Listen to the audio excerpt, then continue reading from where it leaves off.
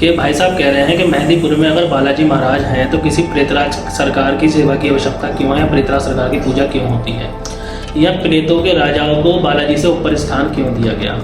तो इस जवाब का तो इस क्वेश्चन का तो एक छोटा सा जवाब मैं आपको देता हूँ कि इस व्यक्ति से इनसे मैं पूछना चाहता हूँ कि ये जो दरबार लगाते थे या जो गद्दी लगाते थे जिसमें ये महंत का कार्य करते थे, क्या उस पूरी गद्दी उस पूरे दरबार को ये अपनी शक्ति पे चलाते थे? वो एक दिव्य शक्ति थी जो इनके शरीर के ऊपर आती थी और कार्य करती थी। तो इस प्रकार से जो समाज की नज़रों में वैल्यू बननी चाहिए थी वो इनकी बननी चाहिए थी, या एक उस शक्ति की वैल्यू बननी चाहिए थी जो इनके शरीर के ऊपर आके कार्य करती थी।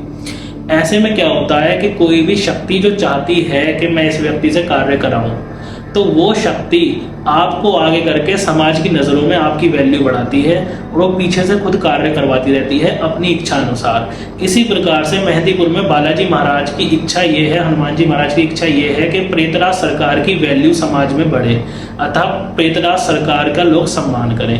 क्योंकि अगर बालाजी अपने आप को ही सबसे ऊपर दिखाते, जैसा कि हमारे सभी ग्रंथों में सभी स्थानों पर बताया गया है कि बालाजी महाराज कभी अपने आप को ऊंचा दिखाना प्रयास नहीं करते हैं, वो हमेशा ये चाहते हैं कि उनके सेवक उनके भक्त का सम्मान हो।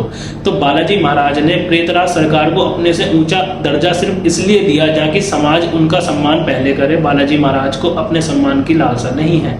बालाजी महाराज ने प्रेतराज सरकार से कार्य कराने हैं समाज के अंदर कलयुग में। अगर बालाजी स्वयं आगे कलयुग में कार्य करने लगे तो कलयुग के मनुष्य, कलयुग के असुरों अतः कलयुग की नेगेटिविटी की इतनी औकात नहीं है कि वो जीवित भी रह सके। इस देवता ने सूर्य को अकेले ग्रहण कर लिया, अकेले सूर्य को खा गए। वो धरती के छोटे छोटे से आगे कार्यों को निपटाएंगे। हम जैसे लोग, हम जैसे टुच्च लोगों का कार्य करेंगे वो आगे। इसलिए उन्होंने एक दूसरी शक्ति को वहां पे चुना कि ले तू कार्य कर, तेरे पीछे मैं खड़ा हुआ हूँ, तेरी सहायता करने के लिए मैं खड़ा हूँ। जो कार्य तेरे से नहीं हो पाएगा उसलिए मैं खड़ा हुआ हूँ, तू कार्य कर।